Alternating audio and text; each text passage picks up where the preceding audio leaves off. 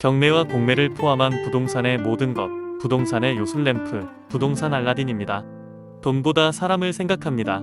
라는 경영이념으로 부동산 중개업을 하고 있습니다. 알찬 내용으로 찾아뵙겠습니다. 여러분의 많은 사랑 부탁합니다.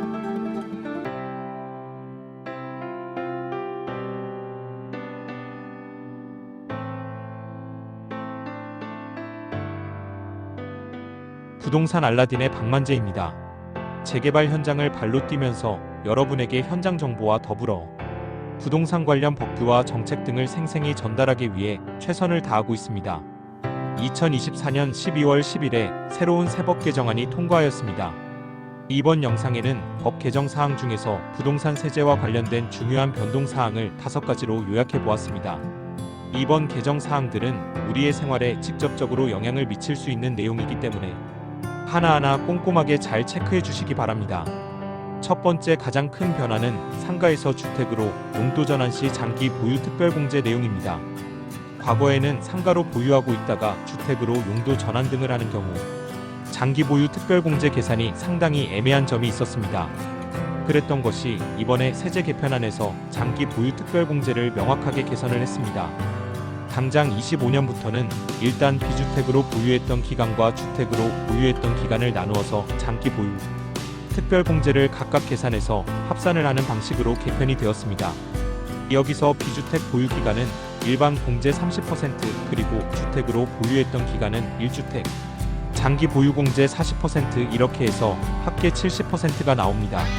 하지만 주택 보유 기간 40%를 한도로 규정을 하고 있습니다. 또한 주택으로 거주했던 기간에 대해서도 최대 40%까지 장기 보유 특별공제를 받을 수 있기 때문에 주택으로 용도 변경을 하신 분들은 보유기간 최대 40% 공제, 거주기간 최대 40% 공제에서 일반 공제 30%가 있더라도 최대 장기 보유 특별공제는 80%까지밖에 받을 수 없습니다. 이런 점을 명확하게 개선을 했습니다. 요약해서 설명을 드리면 25년부터는 일반 오피스텔을 가지고 있다가 주거용으로 용도 변경을 하는 경우 장기 보유 공제는 일반 30%와 주택 80%가 중복이 됩니다.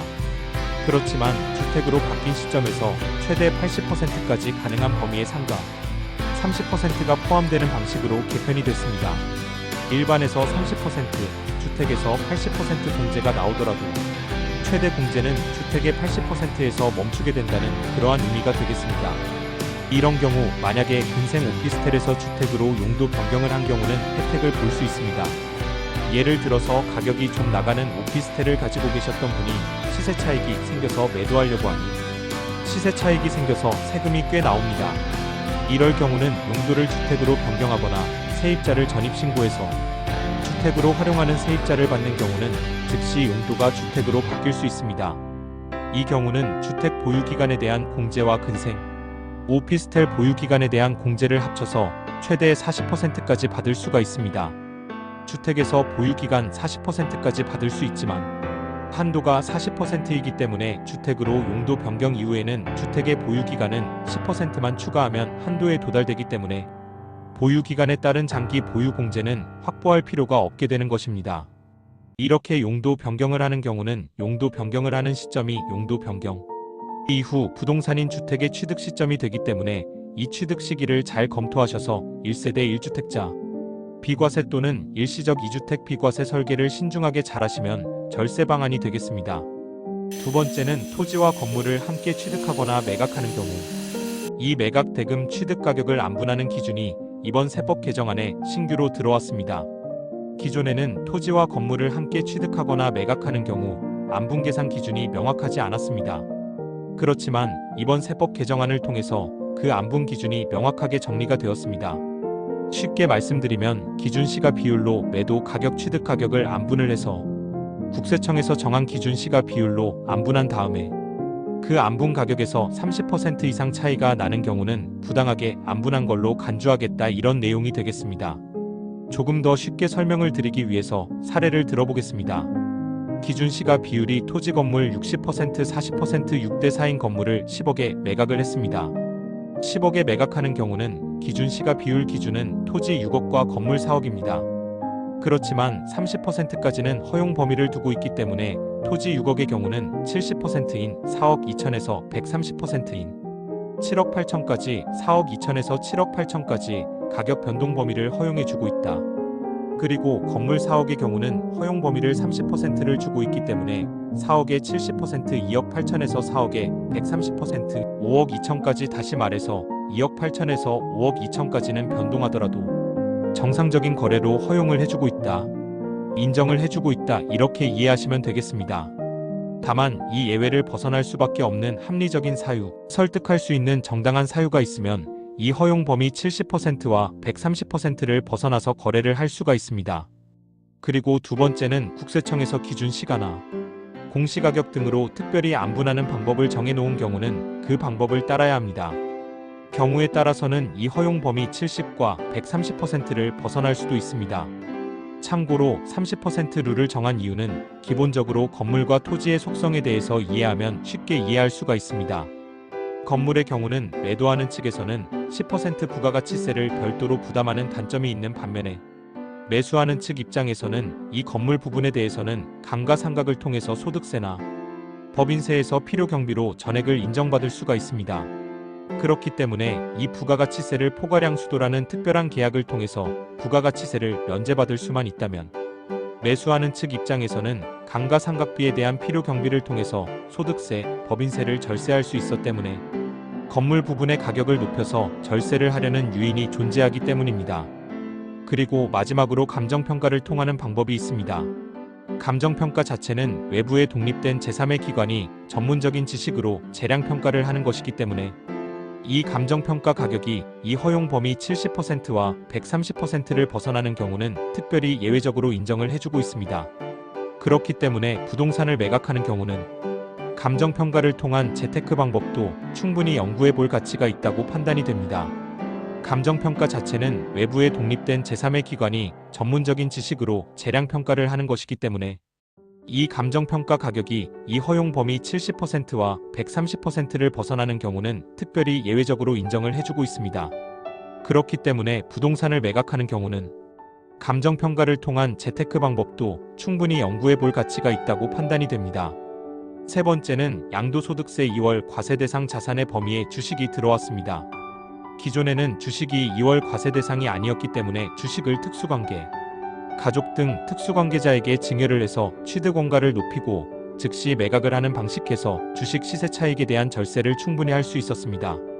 그랬던 것이 이번에 세법 개정안이 통과되면서 25년 1월 1일부터는 주식을 통한 절세를 활용하시는 분들은 2월 과세 내용을 유심히 검토하시고 진행하시기 바라겠습니다. 특히 부동산을 현물 출자해서 가족법인을 설립하신 분들께서 주식을 통해서 증여를 하거나 매매를 통하거나 또는 소각을 통해서 절세를 하시는 분들이 있습니다. 이렇게 가족법인을 설립하여 절세나 세테크를 진행하시는 분들은 24년 세법 개정안의 주식 2월 과세 내용을 꼼꼼히 살펴보시고 증여나 매매를 진행하시기 바라겠습니다. 네 번째로는 대토보상에 대한 과세 특례 적용입니다. 대토보상은 정부나 공공기관이 토지를 개발하거나 공익사업을 위해서 토지를 수용하는 경우 보상을 해주는 경우입니다. 그런데 보상을 돈으로 해주지 않고 다른 땅으로 대체지로 보상을 해주기 때문에 대토보상 이렇게 부르고 있습니다. 기본적으로 보상을 대토로 받더라도 유상으로 대가를 받았기 때문에 양도소득세 과세 대상이 됩니다. 그렇지만 이렇게 대토보상을 받은 경우는 세제 혜택이 있습니다.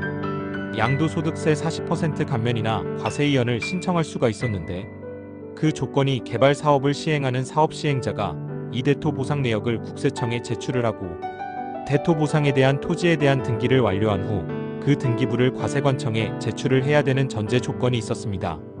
그랬던 것이 이번 24년 세제 개편안을 통해서 사업 시행자가 대토보상 내역을 제출하거나 대토보상 완료된 등기부를 국세청에 제출하지 않더라도 해당 납세자가 대토보상 요건을 충족했으면 이해 없이 세제 혜택을 주겠다는 그러한 내용이 되겠습니다. 마지막으로 인구 감소 지역과 수도권 밖의 미분양 주택에 대한 과세 특례입니다. 지역의 균형 발전을 위해서 인구 감소 지역의 과세 특례 내용은 주택이나 조합원 입주권이나 분양권을 가지고 있는 1. 주택자분들께서 해당 인구 감소 지역의 주택을 추가로 한 채를 취득해서 2주택이 되더라도 해당 인구 감소 지역의 해당 주택을 2024년 1월 4일에서 2년 후인 2026년 12월 31일 사이에서 취득했으면 비록 주택이 두 채일지라도 한 채로 봐서 1세대 1주 주택의 양도소득세나 종합부동산세 특례 혜택을 주겠다, 이런 내용이 되겠습니다. 기본적으로 1세대 1주택자의 특혜 내용은 다음과 같습니다. 양도소득세의 경우는 매매가로 12억까지는 양도소득세 제로의 비과세를 받을 수가 있습니다. 또한 고가주택의 경우는 장기 보유 특별공제도 무려 80%까지 받을 수 있는 특혜를 누리고, 종합부동산세의 경우는 1인당 기본 공제가 9억으로 정해져 있지만 1세대 1주택자로 인정을 받는 경우는 1인당 공제가 3억이 추가되어서 무려 12억까지 받을 수 있는 혜택이 주어지고 있습니다. 이렇듯 인구 감소 지역이나 수도권 밖에 미분양 주택을 취득하셔서 해당되시는 분들은 이 내용을 잘 살펴 양도소득세나 종합부동산세 측면에서 절세 혜택을 잘 챙기시기 바라겠습니다. 부동산 알라딘에서는 재개발 투자 분석을 통해 서울 지역의 핵심 권역에서 재개발 가능성이 높은 지역, 입지가 우수한 지역, 사업성이 뛰어난 지역을 선별해 재개발 진행 상황을 종합적으로 검토한 후 투자 가치가 있는 부동산 매물을 추천해드리고 있으며 서울 전 지역의 경매 컨설팅도 서비스하고 있습니다. 많은 이용 부탁드립니다. 오늘 영상은 여기까지입니다. 시청해주셔서 감사합니다.